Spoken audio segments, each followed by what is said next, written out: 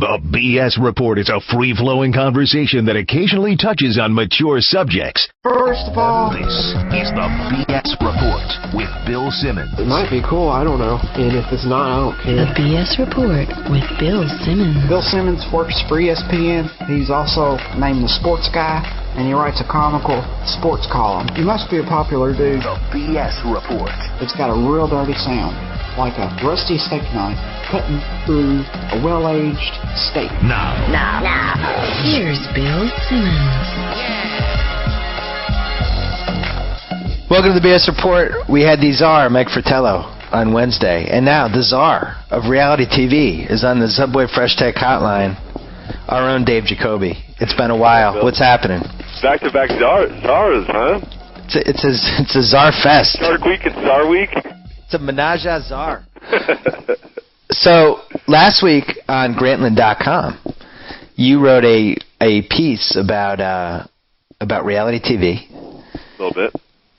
That we created this fantasy draft that we really were excited about. We picked 5 shows. We tried to come up with a whole scoring system for not just the 5 shows, but going forward, really all the things we feel like should be scored for if you were ever going to really seriously start a fantasy reality league. Because, in our opinion, the worse you act, the worse of a human being you are, that should actually be worth points. Yeah. And the more worthy of a human being you are, that's a detraction. So I mentioned this because on Monday night on The Bachelorette, they had a volunteer date. Oh, God. And there were 9 people that went on this date where they repainted a house, and our commissioner Katie Gorman decided that all 9 of those people would lose 25 points, be minus 25 because they were involved with volunteer work. Did you agree with that decision, Czar? And you're in the red now. I know. Well, did you? Remember, you don't even get to the final round. Did you agree with that decision by the commissioner? Absolutely. Okay. You have to stand by the commissioner. You know, you can't start questioning authority, Bill. Don't you know that? I know. That's why I just wanted to make sure this wasn't her first crisis. Okay. So we had this draft, and I ended up with the first pick. I actually did not want the first pick, but I ended up with it. The 5 shows that we picked from were The Challenge, Celebrity Rehab, Basketball Wives, Love in the Wild, which hasn't even started yet. That was kind of a fun wrinkle. And then, what was the 5th one? What did I leave out here? Celebrity Rehab. Celebrity Rehab, The Challenge, Basketball Wives. Yeah, you got it. I got it. Oh, The Bachelorette. Yeah. So, I had the first pick. I took Adam from The Challenge, who revealed himself on The Real World Las Vegas to be not just a drunk. Can we call him a drunk? I mean, that doesn't even start to encapsulate the human being that man is. A violent drunk, a predator with women. And I don't mean a predator in the committing a crime sense, just of preying on the emotions of weak women who just aren't ready for his charm and then to be stomach punched by him. I mean in the metaphorical sense. I just felt like you put him in the Challenge atmosphere, whether he gets thrown out right away or not, I'm just going to get a ton of points. Did you agree with that decision to have him go first? Terrible decision. Really terrible. Laughable. With the people that are on the board to go with Adam Royer, who, look, I did my research on the draft. Just like a fantasy football draft or a basketball draft, you have to come into the war room with prepared research. So did you watch the trailer for the season? Yeah, he punched somebody. Yeah, but he's not in it. He's not. He's only in for one scene. He clearly gets kicked out, as I predicted on an earlier podcast, that he's going to go there, say that he's a changed man, that he's cleaned up his act, that he's there to win money, not to make friends, and the first night he's going to get super slammered and do something ungodly. And that's exactly what's going to happen, I'm convinced. All right, but it might have been, we haven't seen the episode yet, it premieres on June 22nd, but that might have been a 400-point day for him. I know, he could. I think he could have a record-breaking performance. Because we have, if you haven't seen the scoring category yet, there's points for emotional and verbal abuse. There's points for violence, obviously. For getting kicked off the show is a huge one. That's 100 points, right? All kinds of points that he could get. 100 points for being kicked off. So if he kicked off, I'm guaranteed 100 points there. You're in the triple digits already, which is a good thing. Causing other people to threaten to leave the show was 15 points. Verbal fighting was 5. Physical fighting was 25. Decisively winning was 25. Being restrained by the security of production staff, that was 25. Yeah. Requesting to be assaulted, one of my favorite point things, that was 10. We had some requesting to be assaulted points last night. Oh, we did? On what? Yeah, Basketball Wives. Oh. See, I didn't see Basketball Wives yet. So what happened in Basketball Wives? Royce and Evelyn got in a fight. Yeah, because that's going to open up a whole nother thing. All right, so let's not go. So you disagreed because you thought Adam was getting kicked off. You would have gone with who with the first pick? Michael Lohan? There's only one first pick on the board. It's the one that I got in the 5th spot. I can't believe it. CT? Yeah. Sure thing. You're betting on a rookie. You're drafting Austin Rivers. And I'm like, no, thank you. I will take Kobe Bryant. I will take a proven veteran champion. And I worried about him because I worry that he's not going to drink. I worry that he's not going to punch anybody. I think you drafted him on reputation and not for actually what's going to happen. That's fair. That's a very fair point, Bill. I don't disagree. I did draft him on reputation, but again, I walked into this draft and I did my research. If you look at the trailer, CT gets a lot of face time in a lot of different outfits. It seems like over the course of a long time. And he might not put up Adam Royer-type numbers. He might not have one big game. Right. Over the course of the season, he's going to have solid averages. So you're saying the sheer volume of his numbers is going to wear out anybody else. Yeah. That's interesting. I think he'll do a lot of verbal fighting, and who knows? I mean, I think he's going to be involved. There's some sort of hint of him being involved in the threesome. Handcuffed him in the draft with some of the women that I think he might get involved with, just to double up my hookup points there. Well, we decided for threesomes, participating in a threesome will be 50 points per participant. Yeah. So that would be big. That's a big 50 points. Scoring, too. STD scare scoring, pregnancy scare scoring. Yeah. Open mouth kissings, 5 points. Yeah, there's a lot on the board for CT. I have to be honest, I didn't really prepare for the draft because I was launching a website at the time. Well, that's your priority. It hurt my draft, and if I had to do it over again, I think just looking at the points and how it should have gone, I think it should have been Celebrity Rehab 1, 2, 3. I think it should have been Sean Young, Bai Ling, and Michael Lohan should have been the first 3 picks of this draft. Do you agree? I stayed away from Celebrity Rehab because I watched that show a lot, and sometimes there's not a lot of point scoring action. Like sometimes they're just kind of like therapy, talking to each other. There's going to be a lot of blaming parents for bad behavior points. Yeah. That's going to go big. I think there's going to be a lot of crying points. Yeah, I think there'll be some scoring there. I just don't know. I don't know anything about Bai Ling. Like I've seen so many pictures of her, but I've never heard her speak. Well, you ever heard Bai Ling speak? Yeah, she was on Entourage that one time. I just, you never know whether to believe this stuff or not, but in the Hollywood community, anytime anybody's having a conversation about who the craziest celebrities are, she always gets thrown in. Really? Along with Sean Young, actually. Oh, look at you using your Hollywood ties for advantage. I'm not using Hollywood ties. It's just you hear any conversation about the craziest celebrities, and she's in the mix. Okay. So I barely consider her a celebrity, to be honest. I don't even know how she got famous in the first place, besides taking her clothes off and being drunk all the time. Well, I'm trying to think what she's done. Wasn't she in a movie at some point in her career? All I remember was Entourage. Yeah, I think it's like one of these things where it's like, oh yeah, everybody knows who Bai Ling is, and then you never really get down to why we know who Bai Ling is. I'm going to IMDb her. Well, she's certainly more relevant in recent years than Sean Young has been. I mean, where's Sean Young been for the last whenever? No idea. Sean Young went third. I mean, Adam Royer's a terrible pick. It's just bad. Can we talk about your... I think I just wanted him on my team. Huh? I want to talk about your breakdown during the draft. Oh, I'll try to find that email. You threw a tantrum, dude. I did. I like to win. You really shook up the whole spirit of the whole thing. No, I wasn't really mad. I was... It was like, is he serious? I was really angry about the reality TV draft? It wasn't... It's like you freaked out, man. It wasn't a freak out. I was trying to mix it up. Somebody has to freak out there in the draft. I felt like it was my job. You had a breakdown, man. You had an emotional breakdown. No, it wasn't a breakdown. I was definitely playing it up a little bit just for the spirit of the draft. You would say that, and it's not true. No, it is true. Listen, I tried to do 2 things. I tried to do 2 things to spruce up the draft. The first was I tried to make a trade, and Lane, my pop culture editor, would not trade with me.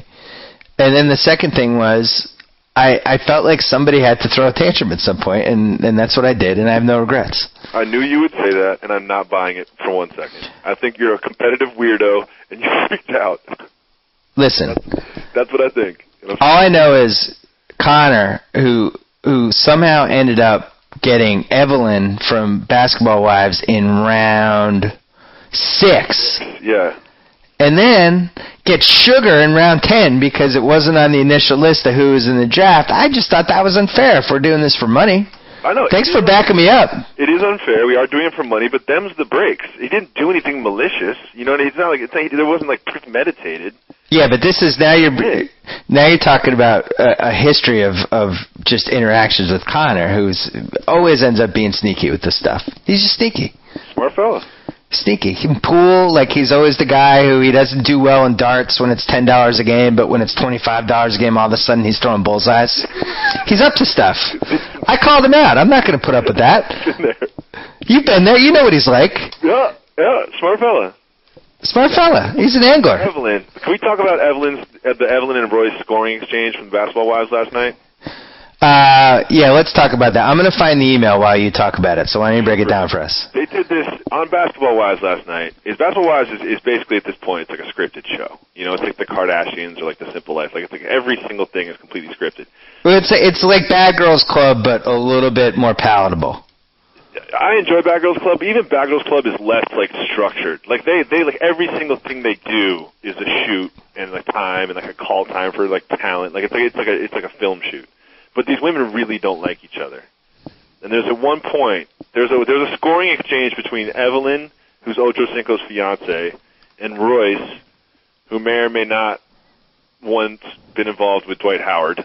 No, we're allowed to mention that on the podcast. They're not legally allowed to mention this on the show. Okay. Yeah. And Dwight Howard's ex-jump off. They get into a physical exchange that results in a verbal fight, which is like 5 points, which transitions into a drink throw, which is like 15 points. But one of the things that my wife pointed out, which was really interesting, Bill, is the drink throw they included throwing the glasses at each other too. Ooh. Like, they're not just throwing booze on each other. They're, like, throwing glass at each other at the same time. I think we had a throwing drink point, right? 15 points. But we didn't include the actual glasses. That's a mistake. No. I mean, look, you know, I'm sure the Declaration of Independence had a couple drafts. These things improve over time. It's a great point, and, yeah, I mean, we that's a big error on our part. I don't feel bad about it because I think we did a great job with the scoring system, but I think going forward, that's got to be at least 25 points. Yeah, I mean, that could borderline into attempted murder. I think if you throw a glass and it makes the person bleed, that might bump up to 50 points. For sure. I think blood should be a multiplier as well. We'll have a postmortem at one point and have to do some adjustments. I found the email I sent. So we'll let America judge. This was after Connor stumbled into Evelyn in round 6 because you idiotically picked somebody twice in the same round. No, I picked 2 different people in the same round, and I don't think that's idiotic. I think it's it's a strategy. If you ain't cheating, you ain't trying. The Patriot way. Well, how is that a strategy? You used 2 picks and you confused everybody, and everybody crossed off Evelyn, and then it turns out you didn't pick her. Yeah, it works for me. I could have easily ended up with an extra roster spot, given the brain power of all the people involved. So I should have gotten mad at you. yeah, he's not smart enough to get mad at me. So Connor realizes when he's up that Evelyn has been counted twice and then decides to take her. All right, so it's smart that he caught it. Then 4 rounds later, somebody mentions like 2 picks before him that Sugar was in the cast of Celebrity Rehab, which she didn't realize. Now, Sugar would have been a top 2 rounds pick, right? Full disclosure, I have no idea who Sugar is. Sugar from Survivor. Oh, yeah, the Sugar Shack girl? Yeah. She's on Rehab? Yeah. Oh. Why do you think I got so mad? Oh. I mean, still, but he didn't do anything malicious, and I don't know if that. What is she in? Is she going to be in Celebrity Rehab for like addiction to stuffed animals or something? Like, I don't think she's going to really have some hardcore issues. I didn't like it, and nobody else stood up for this draft, but I did. And here's the email I sent. I am protesting. This is 2 straight times when we realized that someone good was eligible right as Connor was picking. I'm not doing this league for money if we're going to give him an advantage like that. If we want to keep the picks, fine, but we should drop the money part. I say this as an overly competitive person, not someone who cares about $200. I don't want to pay Connor in 3 months and see that eating grin on his face when the reality is he ended up with 2 picks he shouldn't have gotten. It's a great email. I would send it again. It's a tantrum. You're saying it's not a tantrum. And I'm going home. And every single person got that email. You know, I don't think all of them know you as well as I do. And they all got that email and they said, "Is this guy effing serious?" Okay, so Connor sends that email, "Are you serious?" And I emailed back, "I am 99% serious. It's idiotic what just happened. Evelyn and Sugar are both top 15 picks, and I'm tired of your smug Harvard ass benefiting from other people being idiots. You're the luckiest MFer ever with this stuff. Just because Jacoby made 2 picks in the same round, which is illegal in every snake draft that's ever happened in the history of mankind." And then B, Lane passed up Sugar. I said something terrible here. I'm not going to repeat it. But somehow wouldn't trade me a less crazy celebrity rehab by Lane when I was offering to overpay her. And the only explanation is that a head injury doesn't mean these picks should fall in your lap. You suck. This is a tainted title, much like 2011 Miami. Enjoy your tainted title. Yeah. It's clear that I'm kidding a little bit at that point. I think you were kidding that point, but I think the first one came from a real place, a real dark, weird place. First of all, not weird. Second of all, this is 7 years of interactions with Connor when stuff falls like this into his lap all the time. I'm tired of it. He shouldn't have gotten Evelyn and Sugar. Yeah. I don't think Sugar's going to do that much. Well, it bothers me. Yeah. I don't like any scenario where he benefits when he shouldn't have. I know. We should call him on the phone. Hey, Joe Mead. Hello? Hey, it's Bill. You're on the podcast with me and Jacoby right now. Jacoby thinks that the email... It's in the next room, you know. I know, but Jacoby thinks when I flipped out during our reality draft that it came from a real place. A weird, dark, weird, crazy place. And my defense was that I've known you for 7 years, and all the time... these stupid things happen that you benefit from and nobody else does, and it just makes me mad, and I'm tired of it, and I'm not going to stand up for it anymore. It felt like you took it weirdly personal, Bill. I didn't take it weirdly personal. I was trying to mix things up. We were a little uncomfortable with how serious. It was a reality draft. I'm trying to mix it up. Who determines if it was weirdly personal or not? You or us? Well, then I didn't succeed in what the intent of the email was. Look, I think you did succeed in what the intent of the email was. The intent of the email is where it gets weird. You made us all question our involvement. Stop it. I did not. No, I didn't. No, I didn't. As I pointed out to Jacoby earlier, our interactions with you are you'll play darts in a bar for $10, you'll lose, and then you'll go, let's go 50. And then all of a sudden you're throwing bullseyes. And that's the kind of guy you are, competitively. Hold on a second. I'm just saying. I'm just being honest. Yeah, you're a dart dumper. You're a dart dumper, and you're a pool dumper, and you're a shuffleboard dumper. And now you ended up with Evelyn and Sugar on your team, and I don't like it. And Evelyn had a combination scoring last night of a verbal fight, a drink throw, a physical fight, a get carried off by security, and then a requesting assault points. I mean, and that's your 6th rounder. That's just not fair. She put up like 80 last night. But my whole point was that you're directing your anger towards me when it should have been directed towards Jacoby, who drafted 2 people in the 2nd round, and somehow you guys just let it go. I see no problem with drafting 2 people in the 2nd round. Who are you talking about? You can't draft. The Patriots couldn't have done that in the NFL draft. I wrote the rules. There's nothing in the rules about drafting 2 people in 1 round. I love how I'm the villain now. That's great. I'm glad I'm the villain. All I did was just play by the rules and not cheat and not take advantage of other people's cheating, like the 2 of you. Okay. You got Evelyn in the 6th. You got Sugar in the 10th. And you're going to win this draft. And it makes me mad. Yeah, he's going to win. He's going to win the draft. I don't know. He lost Bentley. Bentley's gone. His 2nd rounder's already out of the show. No, Bentley's coming back. It was a short but spectacular performance by him. How many points did you get for Bentley? Bentley might come back. I think Bentley's coming back. Teresa, JP's putting up buckets last night. You know what I did? I'm going to admit now, because we didn't have rules in place against this. After Connor cheated... Hold on. Oh, God. Don't finish that sentence. Stop it. What? I can't finish. I can't say after Connor cheated? No, because then you're going to admit some cheating, too. Well, I may or may not have looked up some Bachelorette spoilers to try to shape my picks, but I know I'm not the only one who did that. Well, I didn't do it. Connor, did you do that? Connor did it. How did I do that? You took JP. Connor did it. Just admit it, Connor. I don't even. Which one is JP? I think he's one of the finalists for the Bachelorette. Shaved head New York guy. Yeah, one of those guys is gonna win. I think Ben the winemaker. I was on my list because Ben I think the winemaker is. I swear to God, I made a joke of about him looking like Rafa Nadal. I was watching the show last night and I said to myself, when did the U.S. Open end and when did the Australian? Like I literally thought like maybe this is actually Rafa Nadal and it's like going to be revealed later in the season. Well, so we can't rule that out yet. I'm not. I've never seen Ben F. from The Bachelor and Rafa Nadal in the same room at the same time. Have you? Connor, are you watching The Bachelorette? I am. And Jacoby, you've been watching. Yeah, it's not that good. It's not good, and it's not good for the same reasons why Bentley left, because it was like a sloppy seconds pick. It was, all these guys went to the house and thought they were going to get Chantel. Yep. The runner-up, because that's how this usually works. Whoever gets voted off last becomes the next Bachelorette or the next Bachelor or whatever. These guys all joined the show and they're like, this is great. We're going to have Chantel as the Bachelorette. And then Ashley showed up, and that's been the dynamic the whole season. And one of my big problems with the Bachelorette is it's like the guys are all the exact same guy.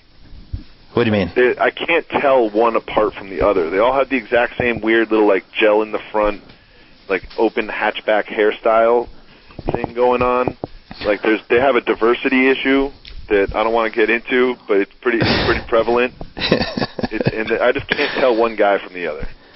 It was the roast last week. I thought was one of the better reality moments we've had. Did you reach out to the Roastmaster General to? I did. I congratulated him on a fine performance. But it was. I actually ended up feeling bad for William.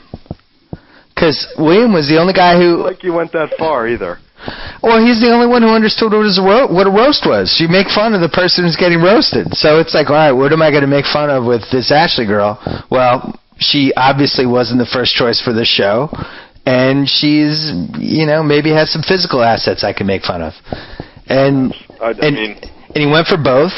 And then he became like Darth Vader. It was like, why are you having a roast then? Look. I may or may not. He got quickly overshadowed by Bentley, though. So, yeah, that's true. I may or may not have scored William in the 8th round, and that was a 40-point male crying performance. He cried twice. That's 20 points per cry. So Connor, do you feel good about the fact that you got Evelyn in the 6th round? Like when you win the title, you're going to fit that. If you go look at the emails, I actually wanted Kenny. It was House's idea to give me Evelyn.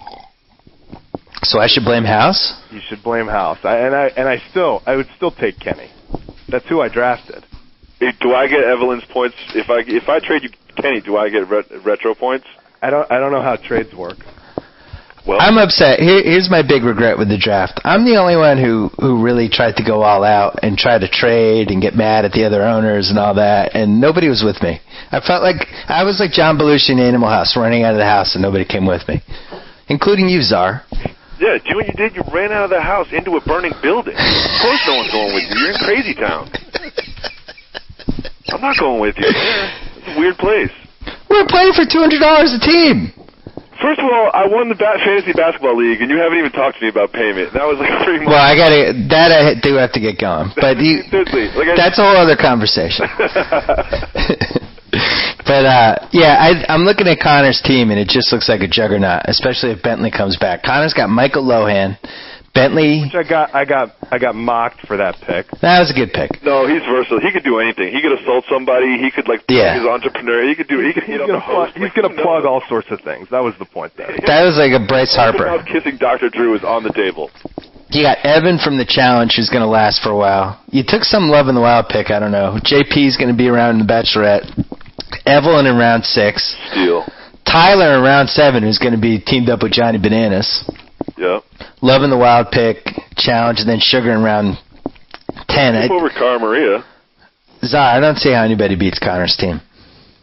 And this is what made me mad. Our draft's over and it hasn't even started yet. It's up for drafts, man. It's up for grabs. We don't really know. We're charting new territory. You know, we're Lewis and Clark. We've never seen. We don't know how this works. I've never seen an episode of Celebrity Rehab, and we've never seen Love in the Wild. Right? This could change all the scoring systems. Connor, the trailers for Love in the Wild were a little disappointing. Like I thought it was going to be like Temptation Island or Bachelor Pad in the wild. But it looks a little bit more like Survivor mixed with Amazing Race mixed with The Bachelor. Like it's taking itself a little too seriously. Okay. We don't want a reality show that takes itself too seriously. I know. Like even the challenges start to take itself too seriously. Connor, what did you think of Jay, Caspian Kang, one of my editors? He went top three picks, all challenge. Jacoby did him one better. His first 6 picks were challenge guys. Are we overrating the challenge, or is Jacoby a genius here? You pick what you know, right? Do you feel like Jacoby did that because that's his favorite show and he just wanted all the guys, or is that a real viable strategy? He wanted to have a vested interest. It's like drafting a lot of Red Sox or Yankees, right? You have CT, Kenny, Paula, Nehemiah, Mandy, and Adam as your top 6, all challenge. Look, and you got Davis and Teresa later. I'm not going to lie. I mean, obviously, I'm the only person that put any thought into this, Mr. Adam Royer in the first round. Because here's what you get scoring for being emotional. Yeah. Scoring for being sexual. You get scoring for being violent. You get scoring for abusing substances. Okay? Yeah. And early departures. Yeah. I feel like that's what they do on the challenge. That's the 5 You cool sort of athletes. built the whole scoring system for that show, right? Yeah, whoa. Let's not get crazy. So, Czar, you looked at the scoring system and thought that it was just kind of geared toward the challenge, and that's why you went heavy in the challenge. Exactly. All right. What was our big, looking back now that it's over, what were our big flaws with the scoring system other than the fact that we didn't include throwing glasses? I'm going to say some sort of multiplier. Like there was a combination last night of Royce, Dwight Howard's ex-jump off. She had a verbal fight plus drink throw plus physical fight plus unintentional nudity plus security taking her off plus, and then at the end she plugs her book, which is which is more scoring. You think there should be bonus points for taking over an episode? Is that the... No, this all happened within like 90 seconds, Connor. This is like in one quick exchange. I kid you not. She like plugged her book while she was exposed, while she was throwing punches. And like there should be some sort of like multiplier for that, I feel like. So wait a second. You're saying we should have included a superfecta. Like some sort of combination points. Like yeah. If you play Street Fighter or something, you like throw a bunch of blows, it's like a good combination. You get extra points. So we could have gone, Street Fighter, like a Chinese restaurant where you have the combo platter of the 6 different items, and if you hit that combo, that's 50 points. And it's kind of like a Greg Louganis dive. Like there should be like sort of a difficulty score. Like if you can somehow plug your book while you're unintentionally nude, while you're assaulting somebody, like I feel like that should be bonus points together if you're doing that simultaneously than if you're doing it separately. Well, maybe that was another flaw we had in the scoring system, because the categories were emotional and verbal, romantic and sexual, violence, and drugs, alcohol, religious volunteerism, and early departures. And then we had a hot tub helicopter bonus. But maybe self-promotion should have been a category. Yeah, self-promotion is pretty prevalent in this stuff, all over the place. You know, it's a good spot for Celebrity Rehab to put up some numbers. Like mentioning like some movie, like self-promotion, Trapped in the Past self-promotion. I was about to say the same thing. Well, how is our commissioner keeping score on all this stuff? Because this seems pretty ambitious. Oh my God, have you seen, Katie Gorman is like, if she put this kind of... Fairly major commitment, huh? Yeah, if she put the effort into turning the economy around that she's put into this, it would change the whole international outlook. All right, so I'm looking at the Basketball Wives 2 scoring. She's got an Excel spreadsheet that, I mean, if you printed it out, it would look like Banksy at Kinko's or something. I mean, it'd be huge. Yeah, I opened up the wrong file. Who's winning right now, Jacobs? That'd be Connor Shell. God, and you wonder why I got mad. Although I still don't get enough credit for long season, and House is right there.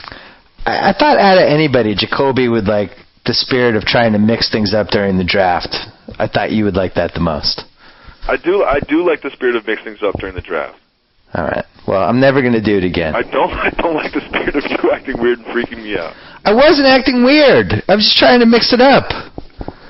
Don't I get 6 years of credit from personal history? For sure. Just like Connor should get 6 years of credit? And then I reread it again, and I said, oh, no, because you wrote that very quickly. It was an emotional response. It was right before your website launched. There was a lot of tension in it. A lot of pent-up aggression. You jumped. Jacobs, can you at least back me that it's never fun when Connor wins and it makes you irrational? Fair, but I'm not giving the gold star to Connor just yet. There's a lot of game left to be played. Connor, plug the moves for Jacoby to make at this point. Plug the 30 for 30 DVDs and Blu-rays really quick. Amazon.com. It's the perfect Father's Day gift. What is it, like $50 now? $50. What are we even talking about, Connor? You can do better than that. Yeah, that wasn't a very good plug. The entire 30 for 30 DVD series on Amazon.com for $50, which is an enormous markdown. All right, Connor Show, I hope you lose the reality draft. All right.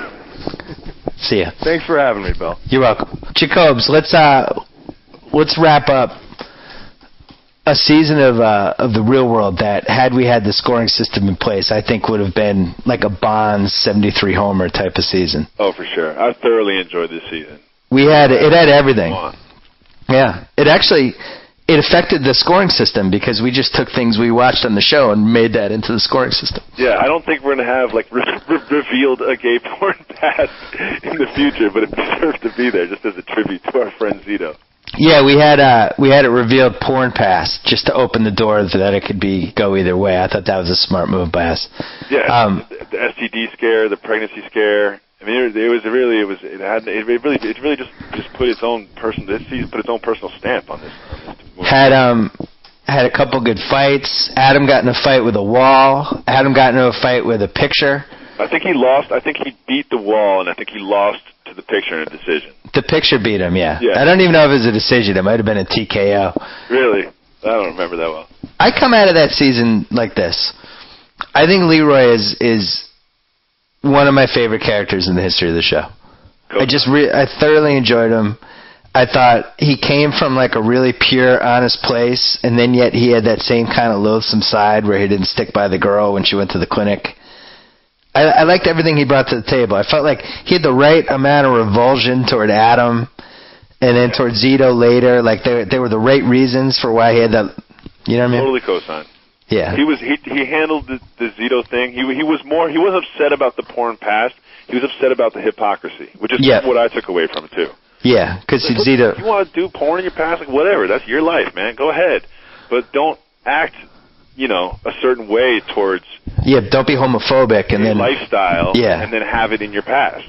Yeah. He's like, that's what he was upset about, which I thought was the appropriate response. Another thing I really like about Leroy, the thing I like the most about Leroy is you have to put yourself in his shoes. Just go with me for a second, Bill. You're Leroy. You're a garbage man in like Michigan, right? Yeah. You work out a lot. You go out with your friends to local bars. You party. All of a sudden, you get the call from MTV. Then you're living in the Hard Rock, and he took full advantage. He's going out. He's getting drunk, but not too. And he's not getting Adam Royer insane. He's meeting girls. He's taking them home. He's got a casual relationship with Naomi, who's part of one of his roommates. He's managed to, position himself in some sort of like friends with benefits thing there. Right. And then it ends. And at the reunion, they did like let's catch up with what's going on with Leroy. And he's back on the garbage truck. Yeah, he's not in the hosting market. He's not trying to branch off and have his own show. Well, I think he'll move to LA because that's what they all do, right? I don't think so, man. I don't know. No. I think he's just like. I think he was like, look, I did the Real World. Now I'm back in the garbage truck. Well, he did the challenge though. He did. That was good. I think I don't know. He looks athletic. I think he'll be on challenges to come. Well, you're the man who coined the phrase that the Real World show is now a feeder system, a minor league system, if you will, for the challenge, which is our fifth major professional sport. It is. And it's like a 3-month televised audition for the challenge. And I think Leroy is somebody that I look at. Now, I'm going to sound like Todd McShay or Mel Kiper. Like, you look at a Leroy, you look at a guy who is a good athlete, you look at a guy who can do a lot of different things, who isn't afraid to get into a fight, who's going to have sex with people on the show. This is a 5-tool guy. That's how I feel about Leroy. He's coachable. He's coachable. Worker, dedicated. People like him. He's not a threat to get voted off early. No. People like being around him. Yeah, but he's not afraid to mix it up either. He'll fight. He'll verbally fight. He'll throw drinks. He'll assault people. Here's the problem, though, with Leroy. You know, God forbid any of these guys turned out perfectly. So the reunion, Leroy and Mike, his buddy from the show, they became which was very adorable in its own right, which made me like both of them 10 times more. All right, until the part where they both got matching bracelets. I thought that's when it crossed the line. I'm chalking that up to a different generation, Bill. That's like so people now. I don't know. When I saw that, I thought it was strange, but I was like, you know what? Those guys are like 14 years younger than me. Like maybe that's something that we're doing nowadays. All right, Jacob. So you're moving to LA soon. Do you want to get bracelets? No. Yeah, of course you don't. You know why? Because it's weird. It's totally weird. It's like threatening to back out of a reality show draft right in the middle of it. I never threatened to back out. I never would have quit. I expressed a fair amount of concern over the way that things were going. All right. I tried to do it in... What you're defending yourself against if it was so normal. I stand by it. I'd do it again. Okay, fair. Listen, if you want to have Connor win every time, then go ahead. That's the way your life can be. If you want to fight Connor, the evil empire. The reunion show was also interesting because they, for the first time, they kind of went away from the show and they showed what their lives were like after the show. Like, Hey, we went back here with so-and-so. Like you said, Leroy, hey, he's a garbage man again. The girl, Nene, what's her name? Nani. She's a waitress down in some nondescript town in Albany or something. Obviously, that's not going to last, but I thought that was kind of cool. I like that part. She'll be in LA soon. They've done that before, but it is a nice twist. And one of the things I found interesting that they did, they broke down the fourth wall a little bit with Adam. Like, I kind of actually strangely enjoyed Adam. You know, I just thought he was just weird or whatever. I don't know. I enjoyed watching him. But then when they went to the interviews of people talking about Adam while he was on the show, and every single roommate said the same thing. They were like, he's obsessed with being famous. He's obsessed with the cameras. Yeah. And they kind of broke down the fourth wall. Like they never addressed the fact that they're on a television show, which I always found strange. Like, you know, they're talking about being on TV constantly while they're being filmed, but they edit all that stuff out to sort of like, you know, just to suspend the disbelief. But that was one of the first times they kind of like, you know, broke the fourth wall. And they were like, yeah, this guy Adam is obsessed with fame. And then he comes out there with his own T-shirt line on. Yep. Which has his name on it. It says Adam. Like, I don't have my own T-shirt line. I don't design T-shirts. I'm not a fashionista. You should. But if you put Adam on your T-shirt, your target audience just dwindles very quickly. You know, it's like dudes named Adam and people whose kids are named Adam. I don't know. People like the show Adam 12. It's third. I'm glad you brought this up. I feel like we are heading toward a different era of reality TV. That we've seen a little bit of it in Basketball Wives. We saw it with Bentley. We saw it with Adam. You have people now that are going into these shows with a game plan. Mm-hmm. And their game plan is, I'm going to do this, and then this will happen. Mm-hmm. Right? I don't think we've had that before this year. Like, Bentley went into The Bachelorette saying, oh, it's going to be Ashley, it's not Chantel. I'm not attracted to Ashley. I'm going to see how long I can last. I'm going to act like the biggest ass ever. And I'm going to be offensive and be mean to her in the interviews and then pretend I'll be nice to her when I'm not. And this is all going to lead to X. Yeah, but apparently somehow Carlos Boozer is involved. What? Yeah, there's like 3 degrees of separation from Carlos Boozer being involved. Adam's ex-wife, or not Adam, Bentley's ex-wife is friends with Michelle Money, who's allegedly was connected to Carlos Boozer. It wasn't alleged. It wasn't alleged. She admitted it. She broke up his marriage. Look, I'm a journalist. All right. Well, I'm just saying, she said she broke it up. All right. She admitted it on TV. Okay. So Carlos Boozer basically led to Bentley being kicked off the show. Wow. Yeah, because you know where I stand with this stuff. Like, he has to be the next Bachelorette. They've never gone with the next Bachelor. They've never gone with an evil Bachelor before. All women will watch this. All women will watch this. Good call. Women are secretly attracted to guys who are total a-holes. Yes, and she knows. Like Ashley, the Bachelorette, goes into this knowing, there's a guy named Bentley here. He doesn't care about you. He doesn't like you. Yeah. She goes into it knowing that.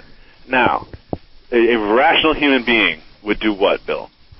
They would say, I'm going to keep my guard up with this guy and maybe not fall for him. I'm going to gravitate toward the other candidates. Ashley does this, spends 20 seconds with the guy, falls completely head over heels in love.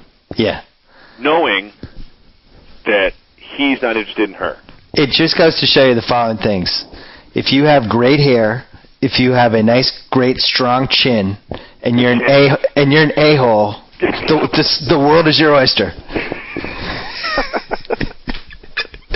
Really, you can get away with anything. You gotta have the great hair and the chin, and then that's it. Everything else is gonna come. How smart you are, how funny you are, what doesn't matter. Hair, your job. None of that matters. Hair and the chin, you're good. Chin, bad attitude. So, I have a question for you, Bill. Wait, hold on. I'm not done with this Bentley thing. All right, go for it. If he becomes the next Bachelor, I think it becomes like a LeBron James Miami Heat thing. The ratings go up because now America has this villain. And all these women on this show are going to be like, I have my guard up, but at the same time, maybe I can be the one that tames Bentley, that makes him realize love and that he shouldn't act like that. And meanwhile, Bentley is obviously who he is.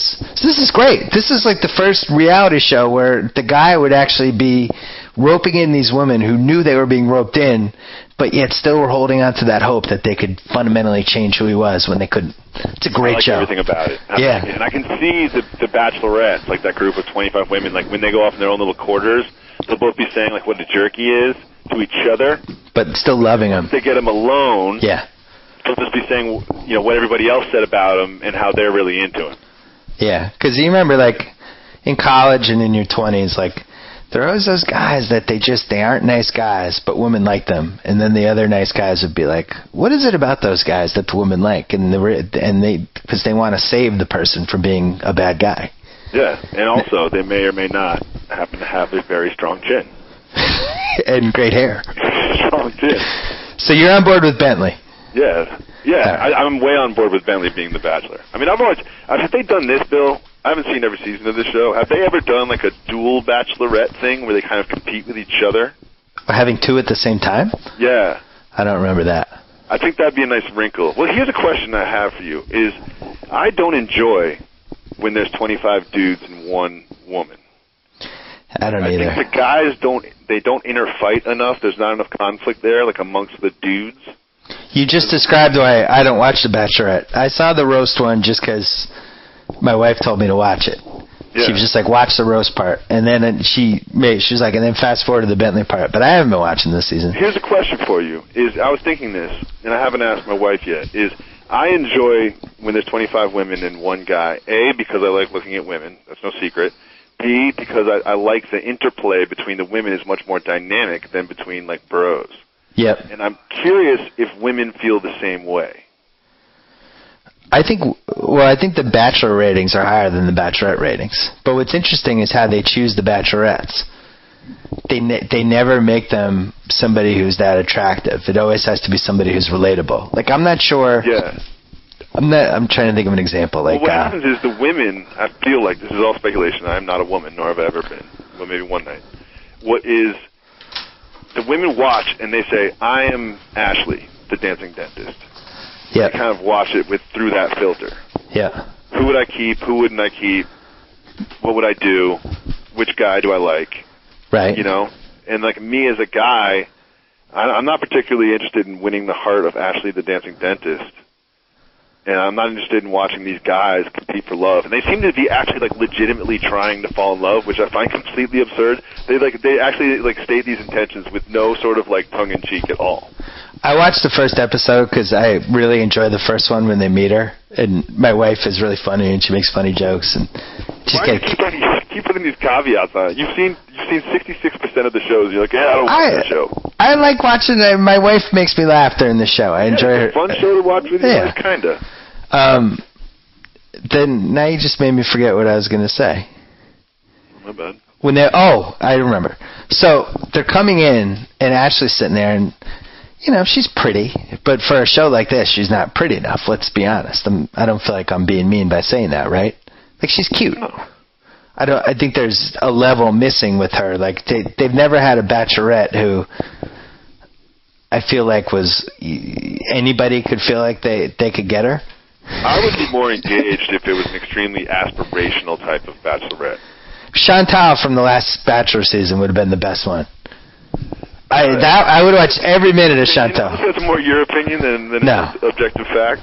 No, she would have been the best one. I would have watched every minute of that. But so the limos are pulling up, and it's the limo. It's like 4 guys in each limo. And as they're pulling up, they're dubbing in. These guys are like, "Oh my God, she's so hot," and it was clearly dubbed in after the fact because all these guys are right. It's like, "Hey guys, we're gonna need one more cut of you guys dubbing in." "Oh my God, she looks amazing." It was like, there's just no way in hell that anybody in that limo said that she looked amazing or that she looked so hot. It just didn't happen.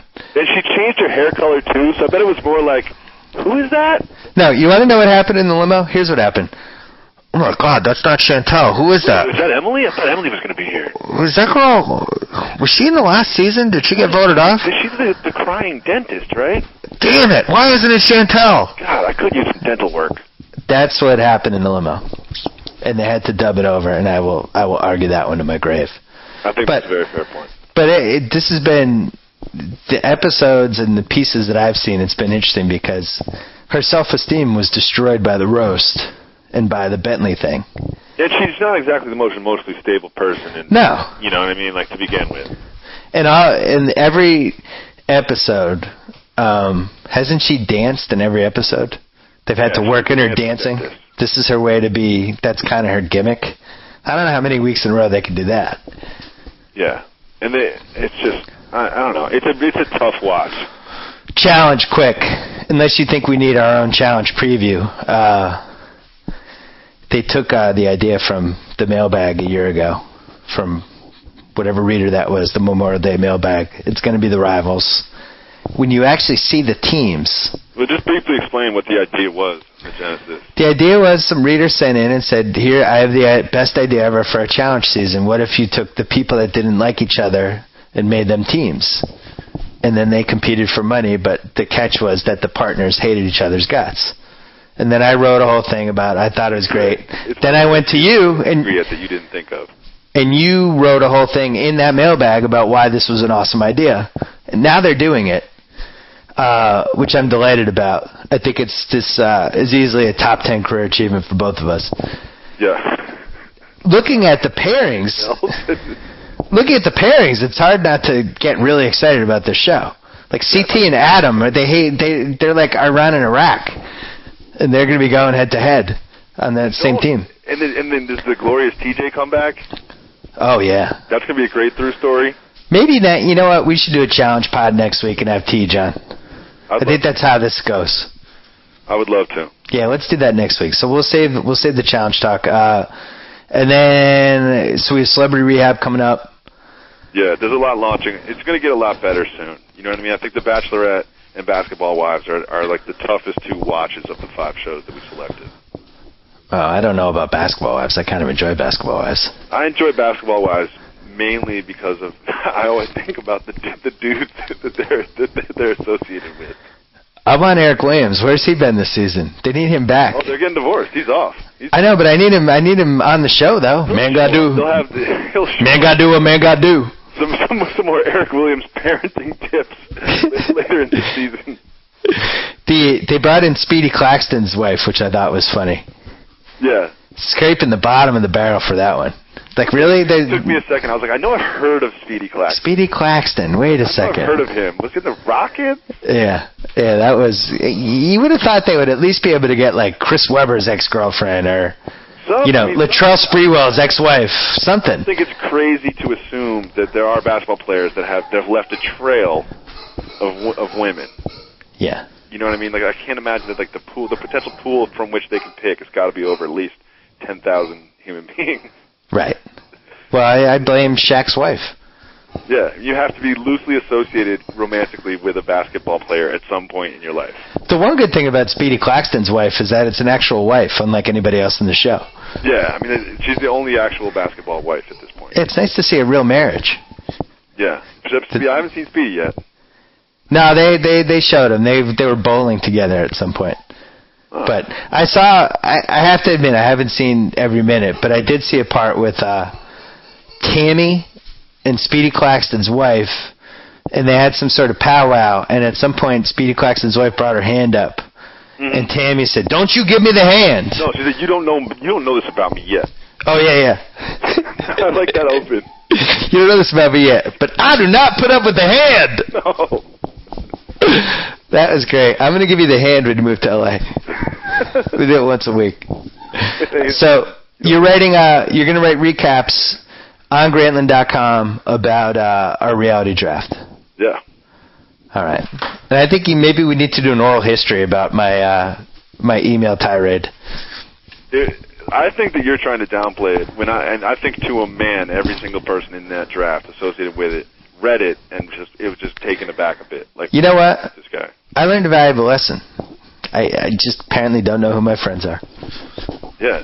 Sure they don't know when I'm trying to mess things up. We were friends before that. House understood what I was doing. I don't think that's a fact. I think it is. Hey, if you want to live in a world where Connor always wins, then God bless you. I do want to live in that world. I really want to live in that world. I like that world.